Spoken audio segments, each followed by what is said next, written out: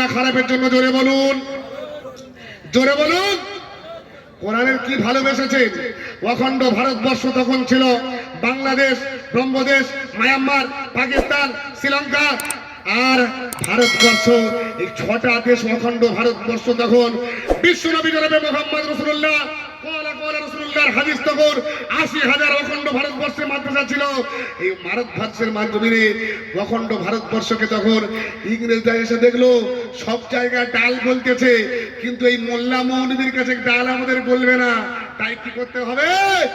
আলেমদেরকে, কিতাবে এসেছে, ইতিহাসের পাতায় এসেছে, পেশোয়া থেকে, পাকিস্তানের পেশোয়া থেকে আর লাহোর পর্যন্ত ৫০,০০০ আলেমদেরকে ছাগলের চামড়া কালানোর মতো পাটা উপরে মাথাটা নিচের দিকে রোদে শুকিয়ে দিয়েছে।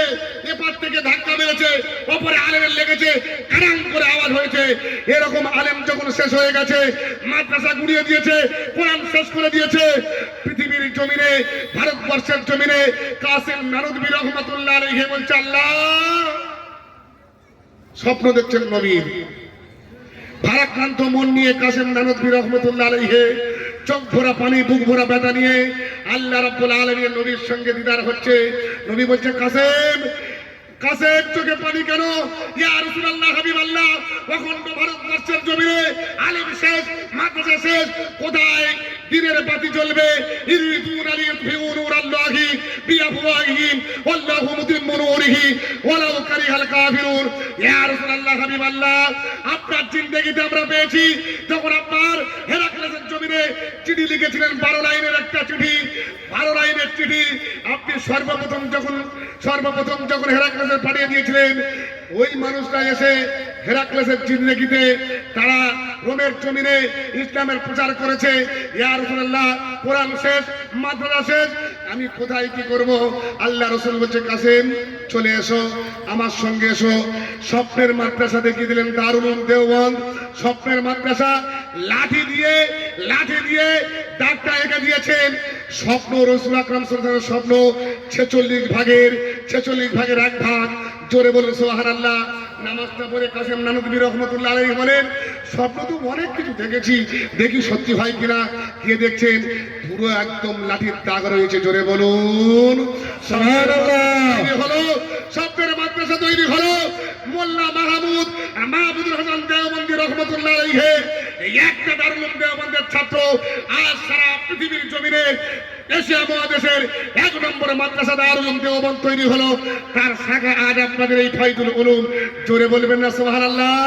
নারায়ে তাকবীর, আল্লাহু আকবার। বলবেন, হুজুর একজনের দ্বারাতে কি করে হলো? আমি গত সপ্তাহে জলসায় গিয়েছিলাম আমাদের সেই কুলতলি এলাকায়, যেখানে আপনার আমফান ঝড় হয়েছিল। তার আগে কি ঝড় হয়েছিল গো ভাই? আইলা ঝড়। আমি জিজ্ঞাসা করছি, আমাকে মাছের মাথা, শোল মাছের মাথা খেতে দিয়েছে। আমি বললাম, ভাই একটা কথা বলো, কিছু মনে করবে না?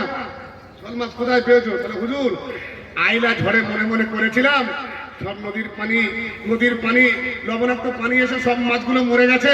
মনে মনে করলাম শোল মাছও মরে গেছে। আল্লাহর কুদরত, কোনোদিন আমরা শোল মাছও ফেলিনি। কবছরের প্রতি আমাদের যেমন শোল মাছ তেমন ভর্তি হয়ে গেছে। জোরে বলুন সুবহানাল্লাহ।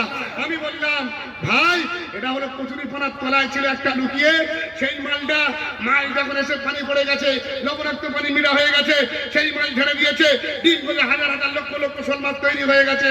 ঠিক তৎকালীন অখণ্ড ভারতবর্ষের কচুরিপানার তলায় দারুল উলুম দেওবন্দ তৈরি হলো। দারুল উলুম দেওবন্দের মসলা করে সারা ভারতবর্ষ নয়, এশিয়া মহাদেশে আজ লক্ষ মাদ্রাসা, কোরআনের মাদ্রাসা। নারায়ে তাকবীর, আল্লাহু আকবার। কোরআন চলবে না বন্ধ হবে? এই হাত তুলে বলুন, কোরআন চলবে না বন্ধ হবে? আল্লাহ পাক বলছে, ইরিদুনা লিইউতফিউ